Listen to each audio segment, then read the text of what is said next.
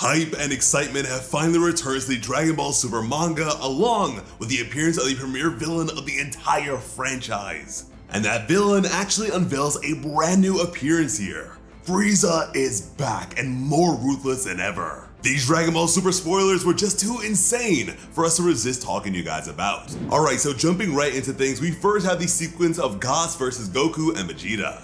Now Goss continues to look worse and worse as time goes on.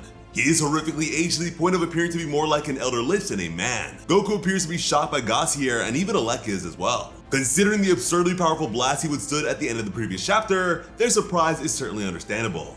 Granola intentionally avoided killing Goss as he no longer desires revenge in any capacity, which by the looks of things would appear to have been a fatal mistake, as Goss is now aware of that fact and openly mocks the final Cerulean over it. Recall that despite his appearance becoming more and more gnarly as time goes on, Goss is in fact becoming progressively more powerful as well, so yeah, our heroes are in big trouble here.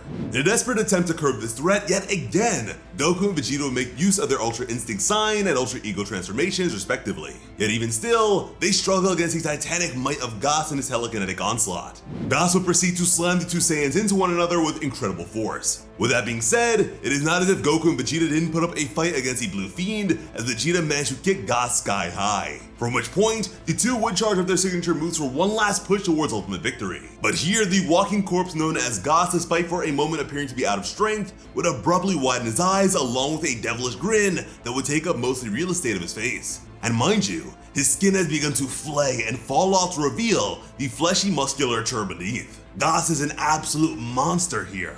In another shot, we see the filthy heater place his decrepit feet on the faces of both men as they recoil from one another. In the end, Goss wins the fight. However, this is far from the end of the insanity to be found in this chapter, as finally, the tyrannical emperor of Universe 7 would make his grand reappearance in the Dragon Ball Super narrative. Doing so by suddenly appearing behind Goss, and let me just say, with a shot like this, would it kill Frieza to wear some pants? Oh, and speaking of killing, with a single jaunt forward, Frieza managed to Mortal-style plunge his arm straight through the body of Goss, the strongest warrior in Universe 7, or so we believed him to be.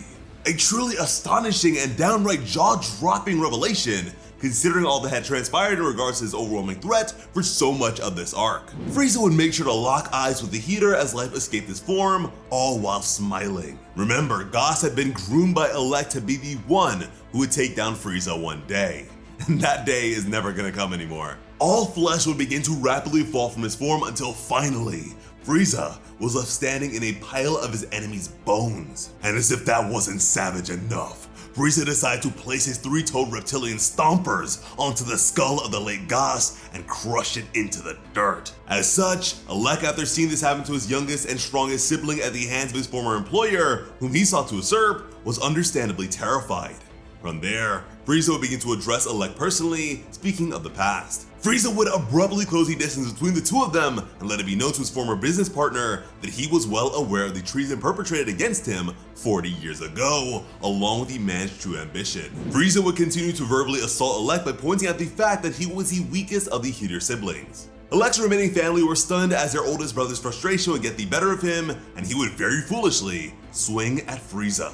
And as if dealing with a child, Frieza would effortlessly catch the fist and in exchange, provide his open hand just before the man's face, and without mercy, permanently conclude their working relationship with impromptu disintegration. With those threats out of the way, eventually Frieza would face those who remain, the likes of his dreaded adversaries Goku and Vegeta. Vegeta would point out the fact that Goss had become the strongest warrior in the universe, that it shouldn't have been possible for Frieza to do what he had done with such ease. Frieza would entertain his former slave's confusion by questioning the notion of this universe. And it is with this that we would receive an astounding revelation from Lord Frieza.